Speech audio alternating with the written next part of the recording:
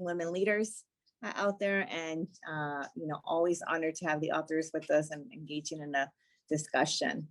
Our Women's Caucus is in the Capitol. We focus a lot on elevating women and families, and it's a pretty dynamic bipartisan, bicameral group of 39 women leaders out there. And so we are always excited to engage with other women leaders out there and learn from each other. We're all warriors. We don't pretend to know everything. And so we're always looking to learn and grow. And that's what these book club opportunities allow us to be a part of. I want to thank all my colleagues who are joining us from both the Jewish Caucus and the Women's Caucus here today, and to all the audience out there. Thank you. This is going to be an exciting discussion. That's going to be moderated by our Vice Chair, Nancy Skinner, who will say some words in a bit as well. But just excited to be here. Molly Ball, thank you so much for the great book. I really enjoyed the read and for joining us today. With that, I'm going to hand it over to my colleague, who's the chair of the Legislative Jewish Caucus, Assemblymember Jessie Gabriel. Thank you so much, Assemblywoman Jessie Gabriel. Great honor to be the chair of the Legislative Jewish Caucus, and feel really excited to partner with our allies in the Women's Caucus, which is so ably led by Assemblywoman Garcia and Senator Skinner. And we are just delighted to be supporting you for this event, and love the opportunity to collaborate with you legislatively. And I see we have a couple members of our Jewish Caucus here. Most importantly, the notorious RBK, who we believe, Rebecca Bauer-Cahan, who embodies a lot of the spirit of the incomparable RBG as a Jewish feminist fighting for justice and uplifting women and families. And also Senator Hertzberg is here, who's very quiet and shy, but we're delighted that he joined us as well. So thank you. We're really excited. Obviously, our community is huge fans of Molly Ball and also of Madam Speaker. And so really excited to partner with you on this, and thank you for including us.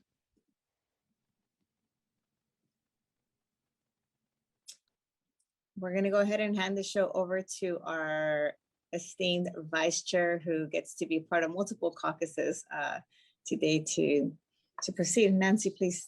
Thank you. Thank you so much, Christina, our Assemblymember Garcia, our Women's Caucus chair, and all the other members for joining us. And we have a number of others. I believe Christina pointed out Senator Durazo and Majority Leader Mr. Hertzberg, and so many more. So let's see. I am going to introduce Molly Ball. We are doing this event. We're doing these book club. Christina, chair of the Women's Caucus, and I launched these off, and our very first one was with Maria Hinojosa, who's also a journalist and incredible, does Latino USA, had a great book. It was her own biography. But today we're going to interview Molly Ball, Molly Ball, who is a journalist and the Time Magazine national political correspondent and a political analyst for CNN. She regularly appears on PBS's Washington Week, CBS's Face the Nation, ABC's This Week, and other broadcast and radio programs. She's the winner of numerous awards for her coverage of American politics, including the 2019 Gerald Ford Journalism Prize for her coverage of the Trump administration. And 2012, she got the Toner Prize for excellence in political reporting. And most recently, 2020, the Everett McKinley Dirksen Award for distinguished reporting on Congress from the National Press Foundation for her reporting on House Speaker Nancy Pelosi. So the reason that we've invited Molly, besides that we love to talk to political journalists, is that she is the author of Pelosi, a thoroughly researched and insider's view portrait of our first female Speaker of the House. Welcome, Molly. Thank you so much. Thank you for having me, and thank you for that wonderful introduction. Well, I hope I did right by you, and I loved the book. I was fascinated. Of course, I've been a fan of our Congressmember Pelosi, House Speaker Pelosi, but given that I don't go to DC much, and even though we see lots of political reporting, we don't necessarily get the insider's view. And I felt your book I mean, it gave me great new respect because just her, Speaker Pelosi's ability to get things done, which you highlighted. But let me ask you some questions before I say more about my own feelings. You chronicle the journey that Speaker Pelosi took from the youngest child of 7 in Baltimore, being the daughter of the mayor of Baltimore, to her current position as our House Speaker. Can you elaborate on why you chose this point in her career to tell her story? Sure, that's a great question. And thank you again. I would say, what you were just saying about Speaker Pelosi is so interesting because it's basically the reason I wrote the book, is that everybody seemed to have an opinion about her, but nobody seemed to know very much about her, right? Her story, I thought, was sort of due for a reconsideration. So, I mean, the actual reason I decided to write this book now is because now is when I had the idea for it. And I suspect that if you ask most authors, that's the real reason that they choose their subjects. But I had written a profile of Nancy Pelosi for Time magazine in 2018. And this was at a time when she'd actually never been on the cover of Time magazine before, despite being the first woman Speaker of the House back in 2007, despite all of the things she has achieved. And we wanted to put her on the cover, not to, rectify some injustice. That's not how we do things, but because she was in the news. She was really at the center of that 2018 midterm election cycle. That really the only thing that stood to change on the national level was potentially the control of the House of Representatives. This is the first national election of the Trump era. So pretty important event we're going into. And all that anybody was talking about when it came to her at that time was one of two sort of narratives. Number one, will she be the reason the Democrats lose the midterms? Because the Republicans had basically said in so many words that she constituted their entire campaign strategy. Not for the first time. They would just put her face in hundreds of thousands of ads, particularly in conservative leaning districts. And that would be enough to remind those voters of everything that they dislike about the Democratic Party. And so despite the sort of tailwinds that Democrats had in 2018, there was a fear that she was this liability for them. And she caused a lot of angst to the Democratic Party for that reason. And then on the other hand, there was this storyline about, even if they do win the midterms, can she still be speaker, right? Looking at the fractures within the Democratic Party, there was already there had already been a not very well organized, but an attempt to take her position as leader of the Democrats in the House away in 2016 that did pretty well for not being very well organized. But I thought that this was all very ironic because if you remember 2018, the most important sort of dynamic in American politics at that moment was this uprising of American women. It didn't happen when, the first woman major party nominee, when Hillary Clinton was on the ballot. There's a little line in her memoir where she sort of looks at the Women's March and goes, where were all these people when I was running? But it happened the day after Donald Trump was elected. And as I'm sure everybody on this call is familiar with this phenomenon, but you had, women organizing, voting, running for office, being involved in electoral politics at levels literally never seen before. So I thought it was sort of ironic that the most powerful woman in American political history, all anyone can talk about is when will she finally go away and stop bothering us, at the same time that women are really driving the American political dynamic. So that was sort of the tension that my profile explored. And then after that profile came out before the midterms, the Democrats won the midterms, and I felt like there was more to be said. There was this fascinating, I chronicle a little bit of it in the book, there was this fascinating sort of 180-degree reversal in Nancy Pelosi's public image, at least among a certain group of Democrats, where a lot of the same people who before the midterms have been saying like, oh, why won't you go away and stop being a problem for us? A lot of those same people suddenly turned around and went, oh, maybe she does know what she's doing when it comes to like running the House of Representatives and negotiating with an unfriendly administration and so on and so forth. So as we all know, she did end up keeping her job and remains speaker today. So I think the combination of the point that she was at in her career where I think the moment was ripe for a sort of reconsideration and appreciation of the whole arc of her career. And then combined with, as I said, the sort of feminist dynamic animating American politics and wanting to take another look at someone I think had been sort of underappreciated for that reason. So I remember a lot in the book, you covered this whole issue of the time of the fact that people like Newt Gingrich, I forget the other politicians you mentioned, all had been on the cover, Boehner, all had been on the cover of Time, and yet not Speaker Pelosi. And obviously she had been speaker prior, and then, lost her speakership when the House majority was lost. And of course now speaker again. And even with all those accomplishments, had never been on the Time magazine cover. So I'm glad you sort of told that story, both in the book and just now. And also you just described how what it seemed like a sea change in, I'd call it, Democrats' attitude towards her. And I think that's really captured by your book cover, because that picture of her in the red coat when she walked out of the meeting in the White House, that seemed like a very pivotal moment for people's new appreciation of Speaker Pelosi. So I thought it was a really good choice of graphics for the cover. Now, the question I want to ask now is that you wrote, I believe it was in your 2018 profile, but obviously you reference it in the book also, that it seemed to enrage people that Pelosi feels entitled to things like money and power and respect. Have you seen any change in attitudes, either in the public or the Capitol, when it comes to your perception of their acceptance of women's entitlement to those things? Gosh, that's such a good and a deep question. I would say, on the one hand, it is clear that Nancy Pelosi still enrages people. And she continues to be sort of the gift that keeps on giving for the Republicans.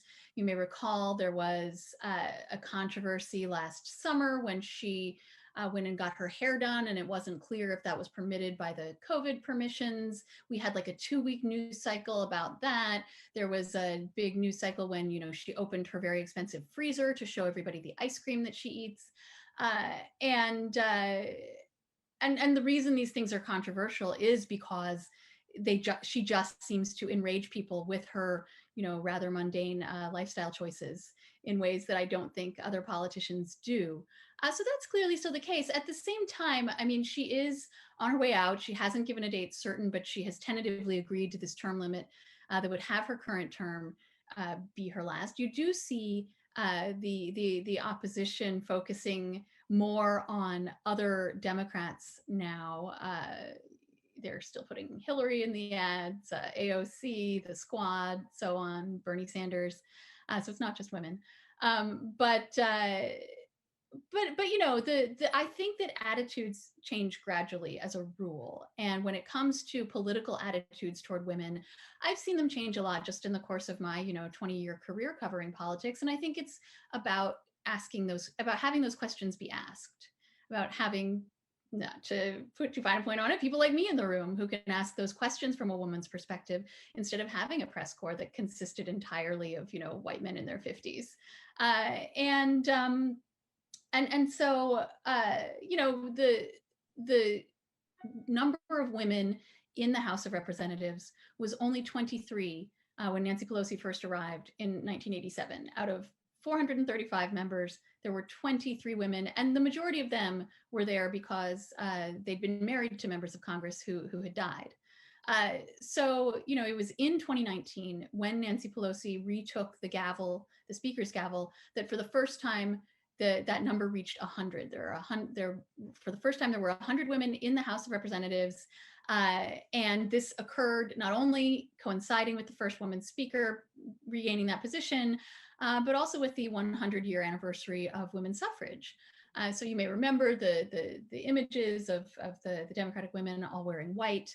This is something that Nancy Pelosi has done a lot to encourage. She's been a part of recruiting a lot of women to run for office. And so I think, just that critical mass continuing to be reached and continuing to increase, ideally on both sides of the aisle, is what will, I think, change attitudes the most.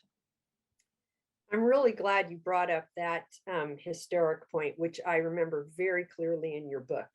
And of course, I've watched, I care deeply about increasing the representation of women in politics. And I've watched over the years, Congress, basically that we're not there yet.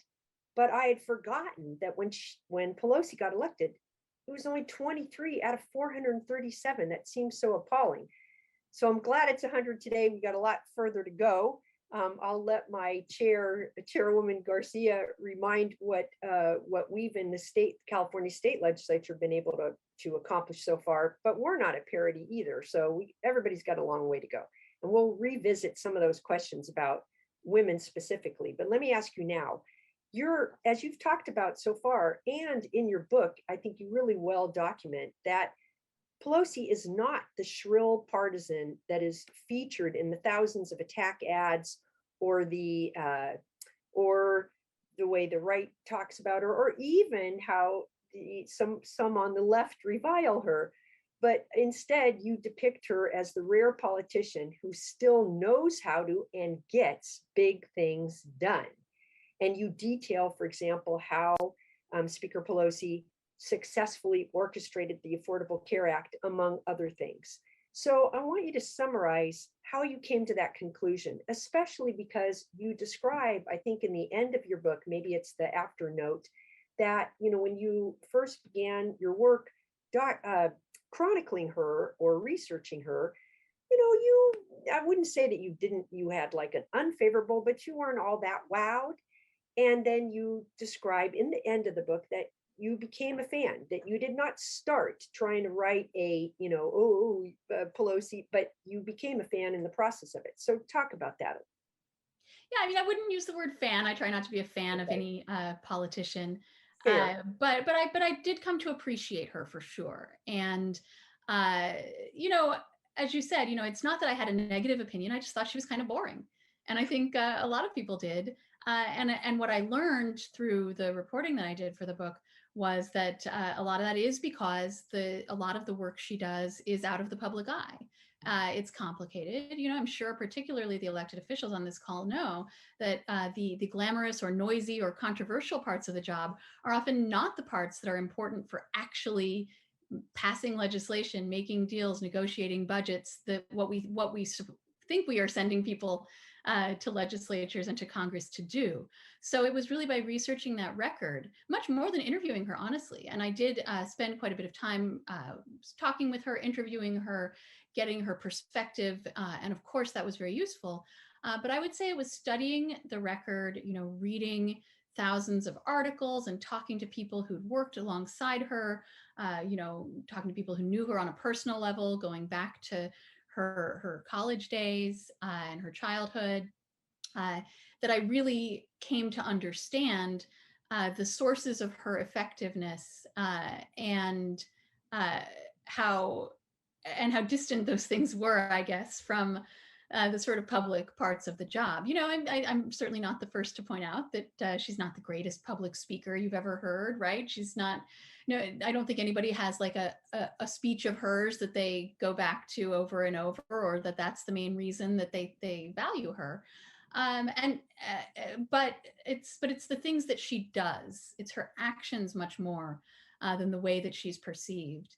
That I think make her so significant and so worthy of appreciation. As I say in that afterword, whether or not you agree with her politics, you just look at the House of Representatives over the past, say, 10 years since her first speakership, right? You had two Republican speakers, John Boehner and Paul Ryan, on whose watch the House completely melted down repeatedly. I mean, it was basically at a standstill unless they were shutting down the government. They certainly weren't, passing legislation.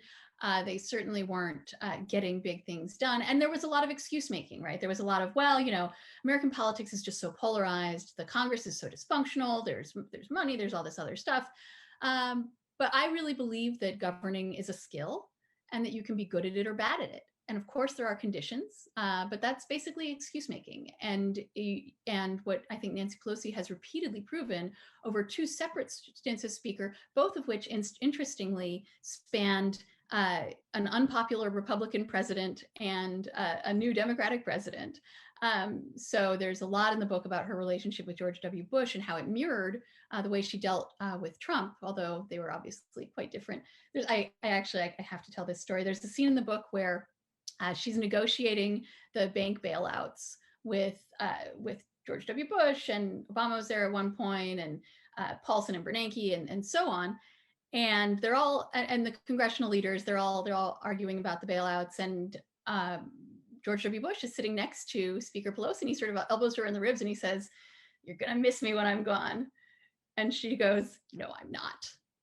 And he was right and she was wrong, because repeatedly since after Trump was elected, she did mention how much she missed George W. Bush and how he was so much easier to deal with. But the point being, in both of her stints as speaker, she has found a way, even when the conditions weren't favorable, even when our national politics is this cluster, you know what, of polarization and gridlock and people mad at each other and not seeming to they're not favorable conditions for legislating. And yet every time she's found a way, she's managed to get things done. So I think that counts for something.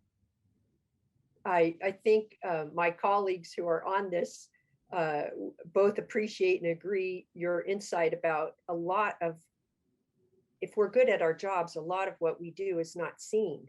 And it's, so in that respect, isn't always appreciated. But I'm really glad that you have brought it out and shown it for Ms. Pelosi in the book and some of your other reporting. So now I'm going to go back to two specifically gender questions, and then I'm going to call on a few of my colleagues who are going to ask you a few questions. So what role do you think that Pelosi's gender has played in both the underappreciation or just a whole range of things, the attacks, the underappreciation? How much do you think, when you were describing like that people just don't see those things, is it that really they can't be seen, or was it much her gender? And then the other thing I wanted to ask is that you attribute her resolve, or you described that she resolved that reclaiming the speakership was so important because it was so necessary to have a woman at the head of the table. So what unique skills and attributes does Pelosi have that you think really brought her the ability to be at the head of the table? Is it that she was female, her description as a woman, or not? So the women issue. Female. Yeah, thank you. Great questions, unanswerable on some level, but I will talk about them.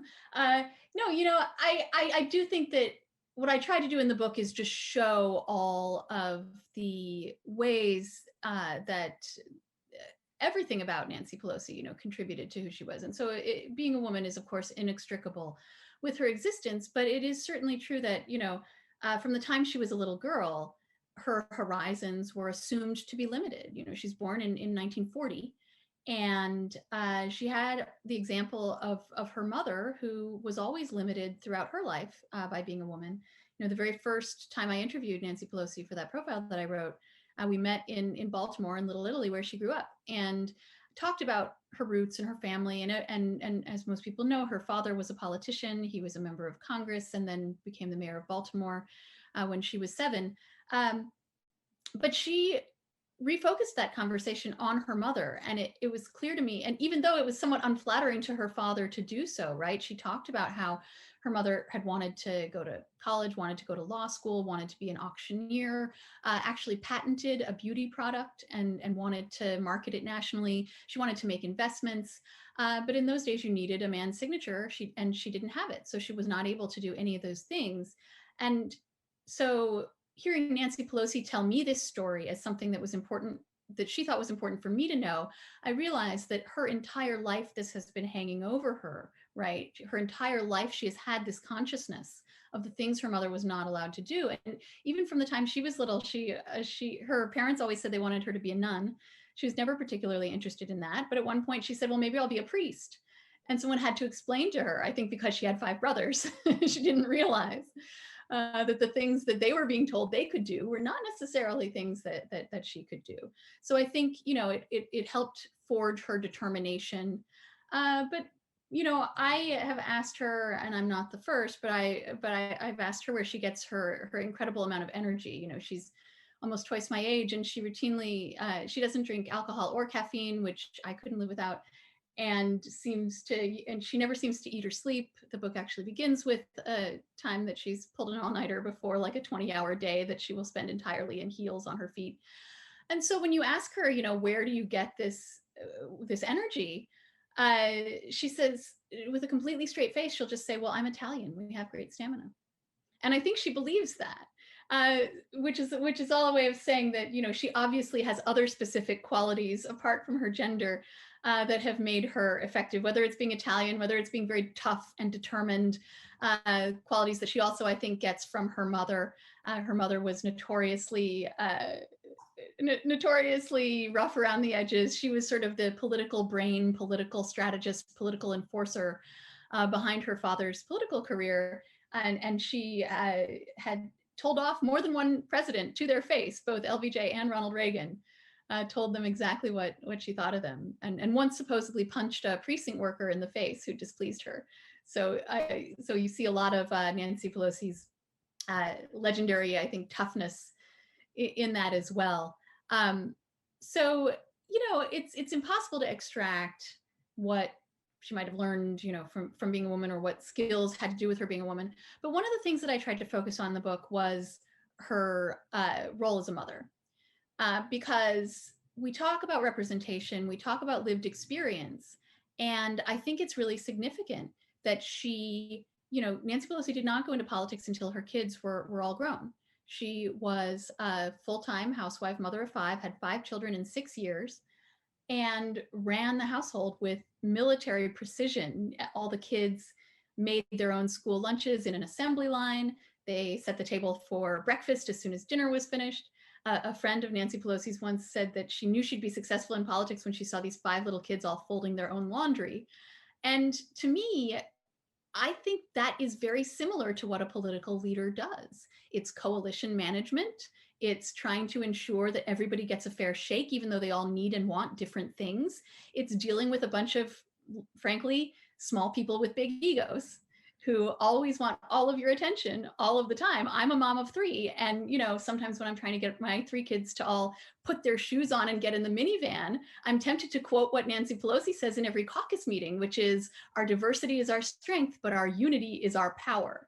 And I think and so to come back around to the point about representation, I think it's really significant that for the first 200 odd years of our history, no one who had that specific experience of being a full-time mom, being a housewife, raising the kids on more or less on her own, no one had ever brought that experience to the halls of power. No one had ever brought that experience with negotiating and coalition management and dealing with toddler egos and all the rest. And so I think it both helps understand her leadership style, but also brings new things to the table when you're talking about leadership and running a legislative body. And so did that make her more or less successful? I don't know. But I think as Americans, when we think about having just the most skilled people be our leaders, that is a whole component of the human experience that wasn't there before. And so to your last point about having a woman at the table, Nancy Pelosi became the first woman to lead a party in the Congress in 2003 when she became minority leader. And to this day, she's the only one. She's the first and only woman ever to lead a party in the Congress. And so it was in 2005 with George W. Bush as president, and she's the Democratic leader. And there's a Republican speaker, and the leaders of the Senate, they all go to the White House for negotiation. And basically, since this country began, these meetings have been happening, right? The leaders of both parties in each House of Congress go to the White House and they meet with, say, the president, and they have a negotiation. She realized as she was in this meeting with George W. Bush in 2005 that for 200 plus years, every single person in that meeting had been a man, until she got there, until she was in that room. And so, she said after Trump won the 2016 election that she had been making some plans to potentially step down if Hillary Clinton won the presidency. But it was looking at that group of people and after Hillary lost, and realizing that if she didn't stay, there might not be a woman in the room. She claims that that's what motivated her. Now, I have my doubts. What else would she do? Was she just trying to hang on, as she repeatedly has in the past? Who knows? But it certainly is important to her that there be a woman in that room, and she's very conscious of her status as the only woman in the room. I'm so glad you brought up that. I remember that was in the early part of the book, the fact that she realized that she was the first woman to have been in that type of setting in the Oval Office, in the White House, in 200 years of US government history. Thank you for bringing it up again. I'm going to now turn to some of my colleagues to ask some questions. Let me start with Senator Maria Elena Durazo. Senator Durazo and colleagues, you get to unmute yourselves. And I'm sorry that we went a little longer, but so we have limited time, but let's get as many of your questions in as possible. Senator Durazo. Thank you. Hello, Molly. Very pleased to meet you. I understand that Speaker Pelosi either was supposed to become a nun, and I just heard you say that maybe she wanted to be a priest. I was at a luncheon here. I'm sorry, I represent the area of Los Angeles in the Senate, and I'm chair of the Latino Caucus. But in one event that she came to Los Angeles, she had, there were a couple of nuns that apparently were traveling with her. They weren't on the program, they didn't speak, nothing. They were just with her. And so, did you find a particular impact or role that her faith, or Catholic faith, played in her role as a leader? And I'd heard other stories from people about how close she was to this group of nuns, and they looked like very feisty, very feisty women who happened to be wearing nuns' habits. So it in one way it didn't surprise me, but I just wanted to see if you identified a particular role or impact that her faith had in her leadership. Thank you. Yeah, thank you, Senator. That's a great question. Well, I don't know what those particular nuns were doing there. I'm not at all surprised to hear it.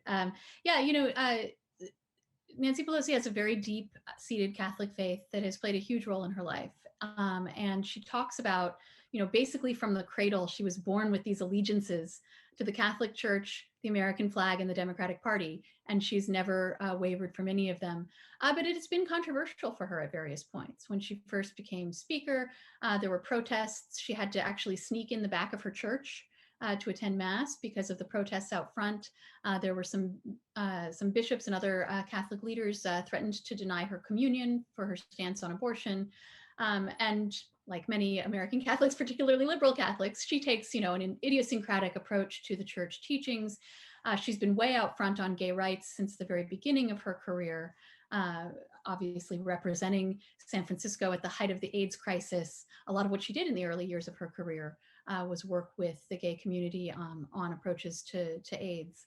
And then on abortion as well, she takes the position that while she personally opposes it, she believes that all women should have the right to choose, but that is not the church's position, and that was not her family's position. And when her parents were still alive, she sometimes expressed sadness. She would sometimes express apprehension that her parents would have to hear her articulate these views that departed from theirs. But it's still a huge, I think some people heard her say rather dismissively, rather condescendingly, rather viciously, actually, when Trump was president, like, oh, I pray for him. And I think people thought it was just a line, but I'm pretty sure she was actually praying for him. She does pray, and she does pray for people, including her enemies. And so when she says things like that, I think she is telling the truth. Thank you, Molly, you for that. Senator Durazo, thank you for giving more introduction on who you are. But I'm going to ask a few more members, but I want to just point out that we have two California constitutional officers who have joined us. We have our Lieutenant Governor, Eleni Kounalakis, and we have our Board of Equalization member, Malia Cohen. But let me now turn to Assemblymember Rebecca Bauer-Kahan, and then followed by Senator Hertzberg, and then Jackie Irwin, and then I'm going to turn it back over to our chair, Christina Garcia. And we'll have to be quick, but go ahead, Assemblymember Bauer-Kahan. Thank you, Senator. And it's good to see you, Molly. I don't know if you remember, but we actually had a chance to speak about your book when you were doing a talk at Orinda Books, and I got to talk to you about it. And it was very fun. And I think it's a great book that really highlights sort of how, like you said, this incredible woman went from the traditional role of stay-at-home mom to the most powerful woman in America. And I think that, you know, the Women's Caucus, definitely, we work hard to ensure that we are harnessing our own power in the halls of the California State Legislature. Again, we are a minority, but we try to be a loud and powerful minority. So part of what I just wanted to hear you talk about is sort of what lessons have you learned as a woman, you know, who obviously is at the top of your field as well. You know, what have you taken away from Speaker Pelosi that you've put to work in your own life? Yeah, it's a great question because, you know, this book really is sort of a study in leadership. And as I mentioned, I've taken some parenting lessons from Speaker Pelosi for one thing. But, you know, I think there's a couple things I would highlight as especially important. There's a lot in the book about a lot of different aspects of leadership. So you have to read the whole book to get them all. But a couple things I would say are especially important. Number one, going back to that famous Oval Office meeting, I think from the time she was a little girl, Nancy Pelosi was someone who did not let anybody tell her where she stood or what she was capable of. And that's so important. So the cover of the book is a December 2018 meeting between Pelosi, Donald Trump, and Chuck Schumer and Vice President Pence, where you know, she was still engaged in this battle to get the gavel back from the group of Democrats who didn't want her to be speaker again, despite having won the midterms. And so Trump had invited the cameras to stay, so the whole meeting was on camera. And then he sort of dissed her, said, "Oh, she can't really talk. She can't talk right now. She's got problems of her own." And she interrupted him. She put out a hand, potentially a finger. She does tend to point at people. And she said, "Mr. President, please don't characterize the strength that I bring to this meeting as the leader of the House Democrats who just won a big victory." And so it was after that, after she'd sort of put him in his place, that she walked out of the White House and put on this distinctive red coat and the sunglasses and had that sort of smug smile on her face. And it was memed and it was all over Twitter. And there were people putting, you know, mushroom clouds in the background and so on. But I think what made that moment so resonant emotionally, particularly for a lot of liberal American women, was seeing somebody stand up to Trump to his face and having that person be a woman, and having that person be a woman who wasn't afraid to say, "You don't tell me where I stand, I will tell you where I stand." So whether it's, you know, wanting to be a priest when she was little or putting Trump in his place as an adult, she knows exactly where she stands. And I think that a companion to that is, you know, people ask a lot about all the sort of vitriol that she endures. And so much of the conversation about her is about the way that she's perceived, her polarizing, negative public image. And she's just not interested in it at all. She just has this incredible ability. And I think she clearly wouldn't be where she was if she didn't have it, but she has this incredible ability to just ignore the haters, just completely block them out. Going back to her very first campaign, people would come to her and they'd say, "Oh my gosh, they're saying all these terrible things." And she said, "Well, don't tell me that. I don't want to know that. If you don't like what they're saying about me, go out and knock on more doors, go out and get me more votes, go out and raise some more money, go do something." So, and I've asked her about her image as well, and she just isn't interested in that conversation. She'll say, she has a line for it. She says, "If I weren't effective, I wouldn't be a target." And then she wants to talk about something else. So she is just so focused on results and so not focused on how she is perceived. I think that's another thing that I took very powerfully from studying her example. Senator Hertzberg, you're up. And then we have Assemblymember Irwin, and then to our chair, Garcia. Thank you, Molly, for coming and joining us. And most importantly, thank you for writing this very important book. You know, I have been fortunate enough in my life to know Nancy since the 70s in San Francisco. I watched her rise through leadership in the Democratic Party and engage. And really, you've made the point of a source of effectiveness is getting results on everything she did. 20 years ago, I was Speaker of the California Assembly, and she was in my office almost every single day as she was running for the whip and whipping votes because we had 2 members. She wanted to make sure we had the entire California delegation and they were happy. And there was a big fight between Gephardt and her, and she just was focused like a laser to me. One of the most extraordinary people I've ever met. Your point is so true, because there's so many friends, the Blue Dogs, and how she worked with them in order to make stuff happen and get, Jim Costa's the last vote on Obamacare, and all of how she did it. Just extraordinary individual in terms of her skills. And I think you're also right that in politics, you got a lot of people who out there want to create the optics of getting the credit versus her behind the scenes doing the homework. You pick that up, and that's exactly, I think, true for all of us who've been around for so long. I wanted to share another story. I was at dinner, at lunch some weeks ago with John Burton, Phil Burton's brother, who was President Pro Tem of the Senate here. And a few of us went out to go see him. He's getting old and wanted to pay respect. And he said to me, Nancy calls me every week. If you remember, it was Sala Burton, Phil Burton's wife, called her in and said, I want you to run for the 1987 race. And they're close. He just checks in, and I'm just as busy as she is. So you talk about her humanity and who she is. Every week I go, are you kidding me? Yep, that's what he does. I don't even talk about much, but she just takes a moment. I thought that was a great story. And her loyalty to her friends, George Miller and everybody else, and often even a Pope supporting people who don't have a chance to win, but because they were loyal, she's loyal. So all of those characteristics, I think, form her success. I wanted to ask you just quickly, did you get any insight? I mean, I know pretty well. I want to get your thoughts of Paul, her husband, and Ron, obviously, the brother, and the whole thing there, and all they're doing. But did you get any insights as to her relationship with her husband and any things that you think would be good to share? Thank you so much. Would you like to stay on and I will interview you instead? And because I feel like you must have so many great stories to tell. I'm rather regretting that I wasn't able to speak with you when I was writing this book. But thank you for the kind words. And I'm glad to hear that John Burton's still on his feet. So yeah, Nancy then D'Alessandro met Paul Pelosi in college. He went to Georgetown. She went to Trinity. But she took a summer class on African culture at Georgetown, and that's when they met. And he asked her out for a beer, and she doesn't drink alcohol, so she said no. So then he asked her out for dessert, and then she said, "Oh, now you're speaking my language." But what she describes in her own memoir, actually, she describes one of their very first meetings. They were hanging out in like a friend's house near campus, and she said she was leaving to go pick up some shirts at the cleaners, and he said, "Oh, I've got some stuff there. Will you pick it up too?" And he gave her this ticket, and she came back and she'd gotten her stuff, but she hadn't picked up his stuff.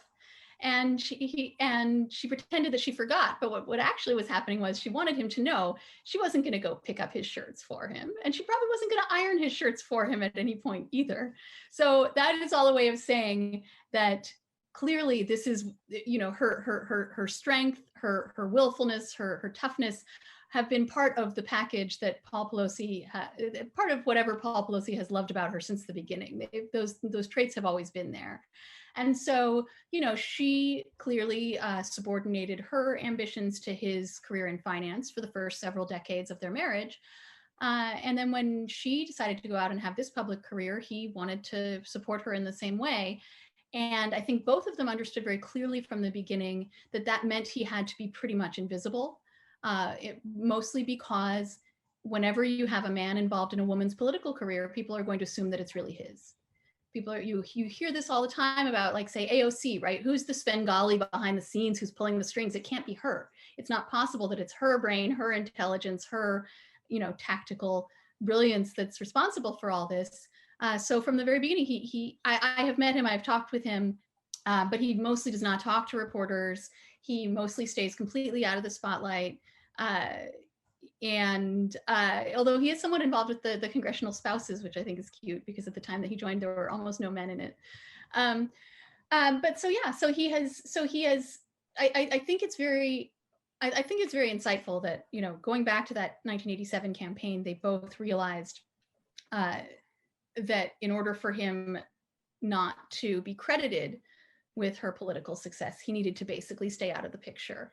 And so he has basically kept that up while having, you know, a very successful career in business. And sometimes she gets in trouble for things that he's invested in, and she can say quite plausibly she doesn't know anything about that, and in the same way that he doesn't know anything about what, you know, the vote count is for whatever bill she's working on. Great. Thank you so much. Thank you. And this has been a fascinating conversation. We've gone a little over, but we'll let Assemblymember Irwin ask her question, and then I'll turn it over to our Chair Garcia. Thank you very much. And sorry that I don't have the picture on. I'm sitting at the airport. Molly, I found this so engaging. And I think for a lot of us female legislators, it truly resonated, especially, you know, it's very important to get things done behind the scenes, but it's also important to get credit and respect. And I think we see that you have to be at least twice as good to get to the forefront. So I will ask a really quick question. You obviously wrote this with Nancy's cooperation. So do you think it was important that a female wrote this book? And is this in lieu of a memoir? For her, I mean, she has already written a memoir. And I drew on that a lot for my book to have. It's always very valuable, of course, to have somebody's experiences straight from them. I don't know if she'll write another one. One of the things, so when I set out to write this book and sought her cooperation, one of the things I thought was interesting that I learned from her staff was that it took some convincing to get her to see why this was worthwhile for her, in part because of that dynamic you're talking about, where she's not as interested in getting the credit. It was like, well, what is this going to get me? How many votes does it get me to have, you know, have myself talked about in a biography? And so I think you see, you know, again, the focus on results that she always has. So